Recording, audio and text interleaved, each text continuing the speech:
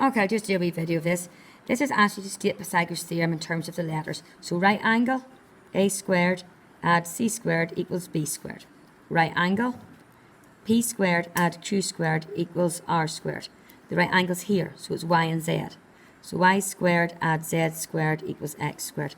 And your right angle's in here. So d squared add f squared equals e squared. For number 2, I'm just going to speed it right up here. So I'm looking for the longer side, so I add them and then square root them to give me 13. So here, I add them and I square root them to give me 5. I add them, I square root them, and I think that is 10 from memory. 10. So I add them and I square root them. Just don't forget to square them. Whenever I'm saying add them, I'm squaring them as well. And that gives you an answer of 7.8. So I add them, I root them. So 18 squared add 9 squared, and square root gives you 20.12. So square them, add them, root them. So 7 squared add 4 squared, giving you an answer of 8.1. Exactly the same down here. So square them, add them, root them. Let me just calculate over here. I can do this a little bit faster. So 10 squared add 11 squared and root that, giving you 14.8 or 14.9. So I add them, I square them, I root them. So it's add, square, root, giving you 26.6. So I add, I square, I root. And that, just check your work on the calculators that you are getting the same answers as me. So it's 5.6. And I just noticed that the question said 2 decimal places at this minute in time. Not worried about decimal places, just worried that you're getting it, the principles across. So add them, square them, root them. So a wee bit easier than having to go through the whole ABC. So it's 5.7.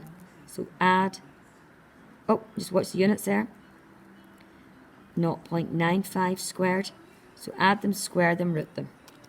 So just make sure you're adding them squared. That's just the place you're likely to make a mistake if you're doing it this fast method. So 1.5. So just check the units there aren't great. So it's 1.3 squared, add 0.75 squared, and then root them.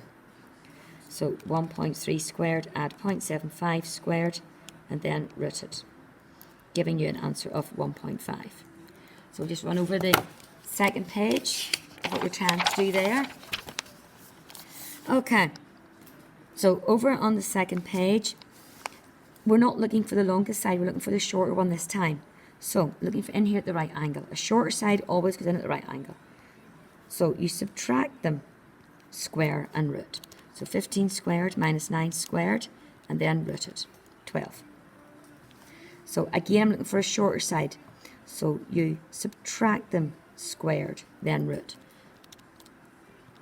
And just plugging this in the calculator gives you 15. Shorter side again. So subtract them, squared. So if you put it in the calculator doing the square root bit first, once you've it written out, and I would recommend you write out that line. Don't just put the answer straight in. So over here, 24 squared minus 19 squared, and then root it. Or you can do it this way, 24 squared minus 19 squared, and then do square root of your answer button.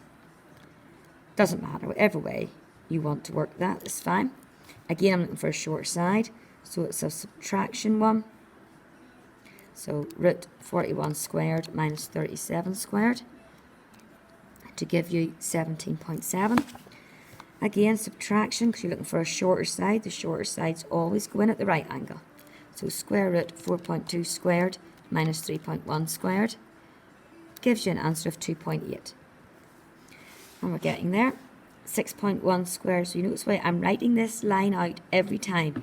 I'm not shortcutting that line. So please make sure you do take the time to write out that line.